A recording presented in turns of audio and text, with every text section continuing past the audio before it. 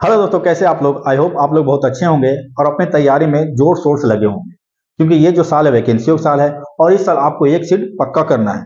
तो चलिए शुरू करते हैं। आज हम लोग बात करने वाले हैं भारत की ज्योग्राफी के बारे में, जिसमें चैप्टर का नाम है भारत की भौगोलिक स्थिति एवं विस्तार। इस टॉपिक से आपके एग्जाम में बहुत सारे क्वेश्चन पूछे जाते हैं, चाहे वह किसी चीज का एग्जाम हो। बिहार में बीपीएससी, बिहार दरोगा, बिहार एसएससी, एनटीपीसी, यहाँ तक बिहार पुलिस सीएचएसएल में इस टॉपिक से क्वेश्चन पूछे जाते रहे हैं। चलिए तो देखते हैं हम लोग क्या पढ़ेंगे इस टॉपिक में। तो इस टॉपिक में हम लोग भारत की स्थिति के बारे में बहुत अच्छे से पढ़ेंगे कि भारत में जो इसका पड़ोसी देश कौन कौन सा है, कौन से देश की सीमा सबसे लंबी लगती है, किसकी सबसे कम, कौन सा इसका जलीय सीमा देश है। फिर साथ में इसमें बात करेंगे कि इसका क्षेत्रफल क्या है। फिर इसका ग्लोब पे स्थिति समझेंगे कि भारत की स्थिति ग्लोब पे क्या है, देशांतर क्या होता है, अक्षांश क्या होता है। फिर इसकी सीमा के बारे में, कर्क रेखा और अंतर्राष्ट्रीय मानक समय रेखा, ये सब चीजें इस टॉपिक में हम लोग जानेंगे। तो आप लोग हमारे साथ बने रहिए। तो चलिए शुरू करते हैं। हम लोग देखेंगे कि ये जो अपना प्यारा भारत है, ये जो भारत का मैप है, इसमें जो अक्षांश और देशांतरीय विस्तार। तो सबसे पहले इस मैप को, जो भारत का मैप है, इसे हम लोग ग्लोब पे समझते हैं। तो अगर ग्लोब पे से समझ लेंगे तो बहुत अच्छे से आप लोग को ये 82.5 डिग्री, 23.5 डिग्री और ये सब चीजें समझ में आएगी। तो ग्लोब पे हम समझते हैं, भारत को ग्लोब पे समझते हैं। तो सबसे पहले देखिए ये अपना ग्लोब है और ये जो ग्लोब है इस पे कुछ लाइन ड्रॉ की हुई है। आप लोग देख पा रहे होंगे कि कुछ लेटी हुई लाइन है और कुछ खड़ी खड़ी लाइन है। तो जो लेटी हुई लाइन है उसे हम लोग बोलते हैं अक्षांश रेखा। ठीक है, तो लेटी हुई लाइन, इस तरह से जो लाइन है मैं आपको ड्रॉ करके बताता हूं। तो इस तरह से ये अपना ग्लोब है। ठीक है, ये ग्लोब हो गया और ग्लोब पे कुछ लेटी हुई लाइन है इस तरह से। तो ये जो लेटी लाइन है, इस लाइन को हम लोग बोलते हैं अक्षांश। क्या बोलते हैं भाई? अक्षांश।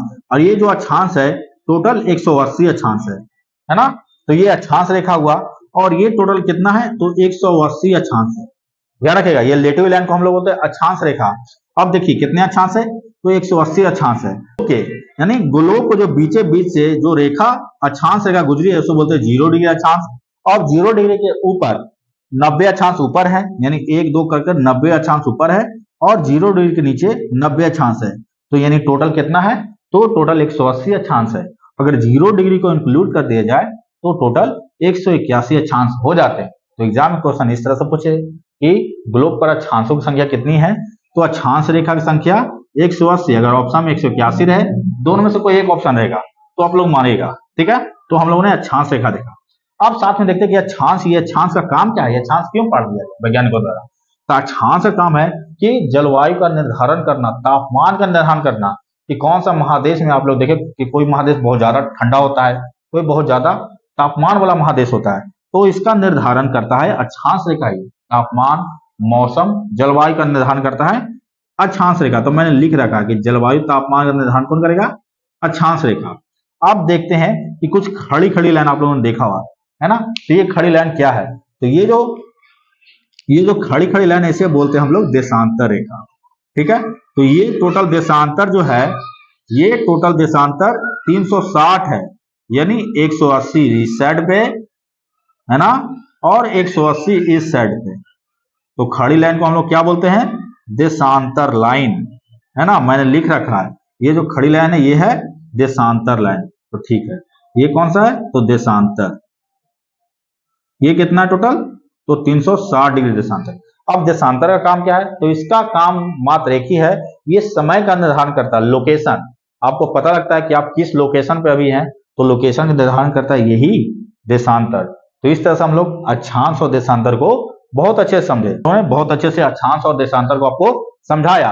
अब हम लोग देखते हैं भारत की स्थिति, ये ग्लोब पर क्या है। ठीक है, तो ग्लोब पे भारत की स्थिति हम लोग समझते हैं।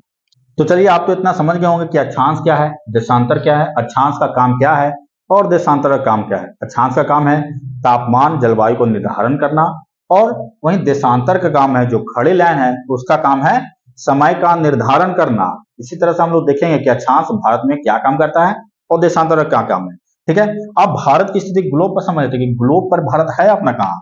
तो सबसे पहले हम लोग ग्लोब बना लें। तो ये अपना ग्लोब है। ठीक है, ये अपना ग्लोब है और ग्लोब पे मैं सबसे पहले अक्षांश रेखाएं बनाता हूं। तो ये अक्षांश रेखा है, जो लेटा हुआ लाइन होता है उसको बोलते हैं अक्षांश रेखा। और अक्षांश रेखा टोटल कितना है, तो कितना है 180। ठीक है, ध्यान रखिएगा। तो जो अक्षांश रेखा ग्लोब के बीचों बीच से निकलता है, पृथ्वी के बीचों बीच से निकलता है जो अक्षांश रेखा, उसको बोलते हैं 0 डिग्री अक्षांश। क्या बोलते हैं भाई, तो 0 डिग्री अक्षांश। ये बात आप लोग ध्यान रखिएगा, ये 0 डिग्री अक्षांश है, इसको बोलते हैं, ये निकला तो ये भूमि को यानी पृथ्वी को दो भागों में बांट दिया, इसलिए इसको बोलते हैं भूमध्य रेखा। इसका नाम क्या है, इसका नाम एक और है जिसको बोलते हैं भूमध्य रेखा। तो ये भूमध्य रेखा हो गया। ठीक है, अब देखते हैं, तो भूमध्य रेखा ये हो गया बीच 0 डिग्री लाइन। फिर इधर ऊपर की ओर 90 लाइन ऐसी होती है, 90 अक्षांश होती है। तो 0 के बाद होगा 1, फिर 2, फिर 3, इस तरह से 90 तक जाएगा। ठीक है, तो आप लोग ध्यान रखिएगा। तो इस तरह से 0, 1, 2, 3, 4, 5, 6, 7 करते करते एक आता है 23.5 डिग्री, जो इंपॉर्टेंट अक्षांश है उसके बारे में मैं आपको समझाता हूं। एक होता है 23.5 डिग्री, कौन सा अक्षांश है, 23.5 डिग्री उत्तरी अक्षांश। ठीक है, कितना, 23.5 डिग्री उत्तरी, उसको हम नॉर्थ लिख देते हैं, 23.5 डिग्री नॉर्थ। तो आपको दिशाओं को ज्ञान तो होगा, है ना, कि मैप पे दिशा कैसे देखते हैं, कैसे ज्ञात करते हैं। तो मैं आपको एक बार समझाता हूं दिशाओं का ज्ञान मैप पे। यानी आप लोग मैप का अध्ययन कीजिएगा या फिर बुक पे मैप देखते हैं तो ऊपर की ओर होता है जो होता है नॉर्थ, जिसको बोलते हैं उत्तर। नीचे की ओर होता है उसको बोलते हैं दक्षिण। ठीक है, जिसको बोलते हैं साउथ। इधर की होता है आपके राइट हैंड की तरफ, उसको बोलते हैं ईस्ट, जिसको बोलते हैं पूर्व, है ना। और इधर जो होता है ये होता है पश्चिम, वेस्ट। तो ये दिशाओं का ज्ञान है, इसी आधार पे हम पूरा चैप्टर को समझने वाले हैं।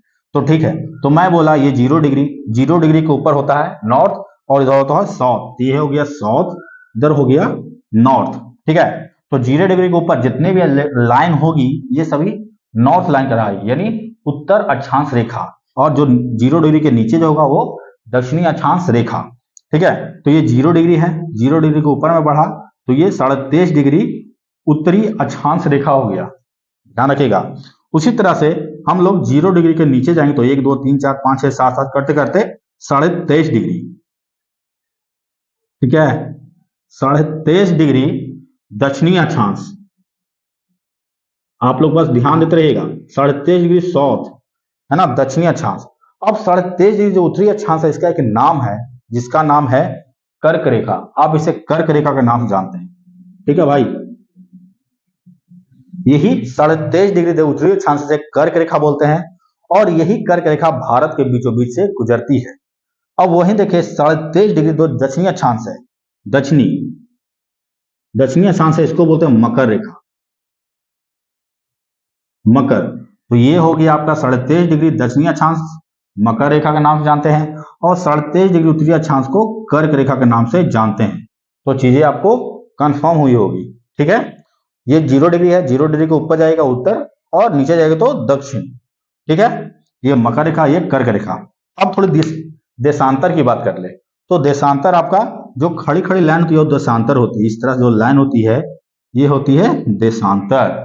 ठीक है, तो जो लाइन पृथ्वी के बीचों बीच से निकली है, देखिए ये देशांतर का लाइन पृथ्वी के बीचों बीच से निकला है, तो इसको बोलते हैं अंतरराष्ट्रीय तिथि रेखा। ध्यान रखिएगा, इसको बोलते हैं अंतरराष्ट्रीय तिथि रेखा। और इस तरह से यहां पर 360 अक्षांश रेखाएं, इस तरह से पूरा 360 अक्षांश रेखाएं हैं। ठीक है, तो ध्यान रखिएगा आप लोग। और ये जो रेखाएं हैं देशांतर रेखाएं, इसका काम क्या है, तो समय का निर्धारण करना। तो देखिए, तो ये हो गया उत्तरी अक्षांश, थोड़ा ध्यान दीजिएगा, ये हो गया आपका उत्तरी अक्षांश, ये हो गया 0 डिग्री रेखा, है ना, ये 0 डिग्री रेखा हो गया, 0 डिग्री के ऊपर उत्तर, है ना। और देखिए ये 0 डिग्री हो गया ये भी, और इसके उधर पूरब, ये भी दो भाग में बांटा पृथ्वी को, तो ये पूरब पश्चिम को बांटा, ये पूरब ये पश्चिम, इधर पूरब इधर पश्चिम। तो जो भारत की स्थिति है, भारत की जो स्थिति है, ये भारत की स्थिति यहाँ पर है, भारत यहाँ पे अपना, मैं यही समझाने की कोशिश कर रहा था आपको उस टाइम से कि भारत अपना यहाँ पे है। यानी भारत की स्थिति में कहाँ पे है, तो भारत की स्थिति उत्तरी अक्षांश और पूर्वी देशांतर, है ना, यानी भारत की जो स्थिति है उत्तर पूर्व में है। इस तरह थोड़ा समझ लो आप लोग कि भारत यहां पे है, यहां पे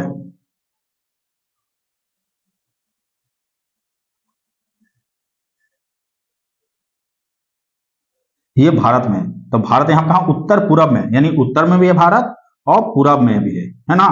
तो भारत की स्थिति कहाँ है, तो भारत उत्तरी गोलार्ध पूर्वी देशांत है ना, उत्तर पूर्व में भारत है।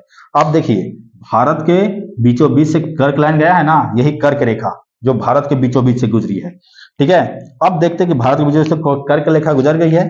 अब देखते हैं ये जो देशांतर है ये भी भारत के बीचों बीच से गुजरा है, तो वो कौन सा है, देखिए इस तरह से भारत की ओर आगे बढ़ेगा, आगे बढ़ेगा, आगे बढ़ेगा, और भारत के बीचों बीच से एक लाइन गुजरेगा जिसको बोलते हैं भारतीय मानक समय रेखा, है ना, जो है 82.5 डिग्री, 82.5 डिग्री भारत का मानक समय रेखा। ये देखिए यही आपका मानक समय रेखा है, इसको देशांतर बोल सकते हैं। 82.5 डिग्री पूर्वी देशांतर जो भारत का मानक समय रेखा है, और ये जो कर्क रेखा है यह देखिए यही कर्क रेखा भारत से गुजरा है जो 23.5 डिग्री क्या है, अक्षांश है।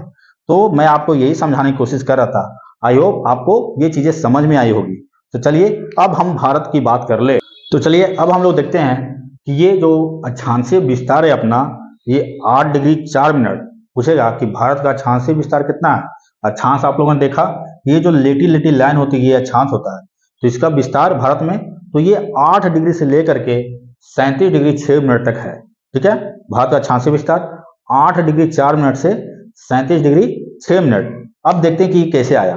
तो ये देखते हैं ये भारत है, ये मैं बताया आपको 0 डिग्री लाइन है, ठीक है। 0 डिग्री के बाद क्या होगा, 1 2 3 4 करते करते वैसे यहाँ पर से 8 पार होगा, है ना, 8 डिग्री 4 मिनट, फिर 9 10 11 12 13 14 15 16 17 18 19 20 21 22 23 24 25 कितना 37.5। तो यहाँ पर से भारत है, यहाँ पर तक है, ये यहाँ से 37.5 डिग्री पार हुआ, यानी टोटल ये सारे अक्षांश पार होता है। जो पहला अक्षांश पार होता है वो 8 डिग्री 4 मिनट, और जो अंतिम अक्षांश पार होता है वो 37 डिग्री 6 मिनट होता है। तो ही मैं बताया कि 8 डिग्री 4 मिनट से लेकर के ये कौन सा नॉर्थ, याद रखिएगा नॉर्थ यानी उत्तरी अक्षांश, क्योंकि भारत 0 डिग्री के ऊपर में है तो इधर से उत्तर स्टार्ट होता है और 0 डिग्री नीचे दक्षिण।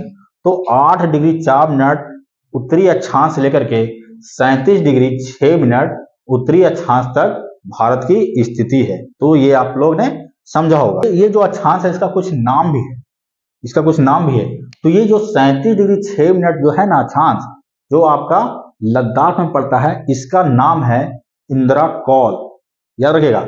इस तरह से पूछेगा कि भारत के सबसे उत्तरी बिंदु क्या नाम है, तो लद्दाख में सबसे उत्तर में उसका नाम है इंदिरा कौल। मैं लिख देता हूं यहां पर इंदिरा कौल,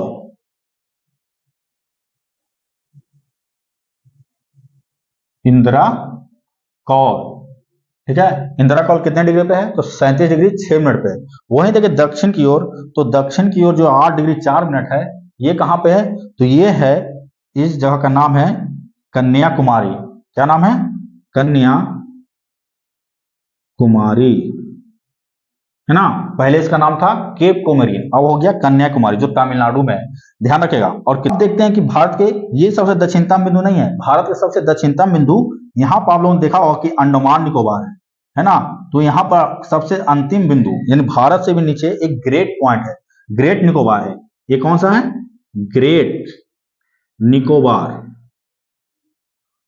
ठीक है। ग्रेट निकोबार पे 6 डिग्री 4 मिनट, यानी भारत के सबसे दक्षिणतम बिंदु बोले तो ग्रेट निकोबार पर 6 डिग्री 4 मिनट है, और उस जगह का नाम है इंदिरा पॉइंट, ठीक है। इसका नाम क्या है, तो 6 डिग्री 4 मिनट पर इंदिरा पॉइंट, कहां, ग्रेट निकोबार पर, ये याद रखिएगा इंदिरा पॉइंट,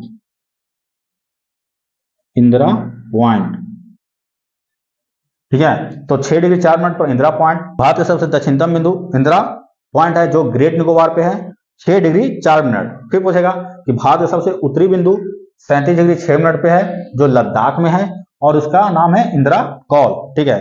अब क्वेश्चन पूछेगा कि भारत के मुख्य भूमि का सबसे अंतिम बिंदु, तो वो है कन्याकुमारी जो 8 डिग्री 4 मिनट पे है, ठीक है। तो इस तरह से पूछेगा कि भारत के सबसे दक्षिणतम बिंदु मुख्य भूमि का पानी में नहीं है, मुख्य भूमि पे कन्याकुमारी 8 डिग्री 4 मिनट, ठीक है। अगर इस तरह से पूछे कि भारत के सबसे दक्षिणतम बिंदु, तो वो ग्रेट निकोबार पे 6 डिग्री 4 मिनट, और उसका नाम है इंदिरा कौल। क्या नाम है? इंदिरा कौल।